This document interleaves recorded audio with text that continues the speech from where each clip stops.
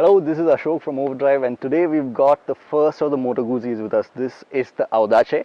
Well, the engine's typically Moto Guzzi. It's a transverse V-twin. It displaces 1400 cc's. It makes 121 Nm of torque at roughly 3000 RPM. Makes just under 100 PS. It's super refined. At idle, it's really vibey and it feels like a tractor. But once you get going, it's really refined. Lots of tractable power, really lots of torque down low, and really once you get it out on the highway, it's a lot of fun to ride. But it's not a bike that you would want to hustle along.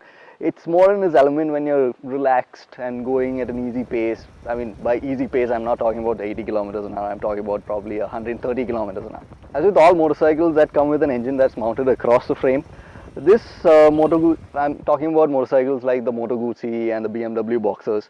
This Audace also has a very interesting sort of thing that happens when you sit on it and start riding it for the first time. You expect it to be all normal when you start it up, and it is. It's incredibly vibey, but that's about it. It smoothens out a little up top. But the moment you sit on it and give a little bit of gas, the motorcycle tends to lean to one side. That's because the axis of rotation of the crankshaft is along this axis and not this, like in a regular motorcycle. But as you can see, this bike is ridiculously long. I bet that if I lie down straight, this bike would be longer than me. It's built on a double cradle frame. What I really like about this is, despite having comfortable ride quality, it really manages to handle really well. It weighs 300 kilos, but once you start pushing it through corners, you really can't feel that weight. Of course, it takes a little bit of effort to have it turn into corners, but that's about it. Once you get it into corners, it holds the line beautifully.